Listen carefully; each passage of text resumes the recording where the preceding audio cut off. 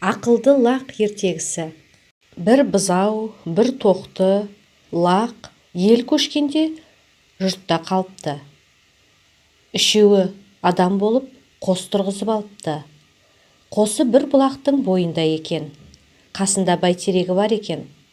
Бұлардың хабарын естіп, бір аю жеймін деп қостың қасына келген екен.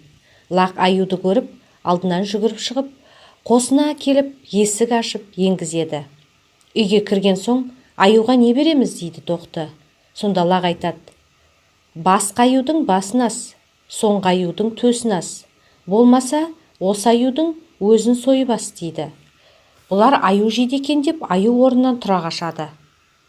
Қашып келе жатса, оған қасқыр жолығып кетіп, қайдан қаштың деп сұрайды.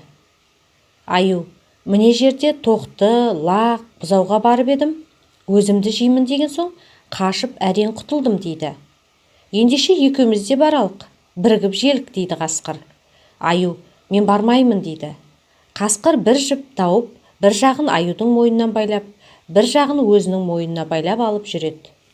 Қосқа жақындағанда лақ шығып: ол аюға тоймаймыз дейді.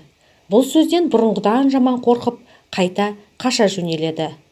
Қасқыр буынып, жығылып қалады.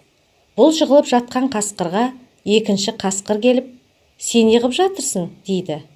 Мен не қып жатайын, аю сүйреп кетті деп бастан аяқ жөнін айтады. Сонымен үшеуі қайтадан барады. Мұны көріп үшеуі бәйтерекке шығыпты. Лақ басына, тоқты ортасына, бұзау артына тұрыпты. Түбіне келіп, қасқыр бал ашып, жейміз бе, жоқ па деп тұрғанда, бұтақ сынып, бұзау жерге құлап түседі. Құлаған бұзаудан қорқып, қасқырлар бет-бетіне қашып кетеді. Бұзау лақтың иесі күз айналып келіп, қосты тауып алады. Бір лақтың ақылы сондай болыпты деп қазақтың айтатыны осы.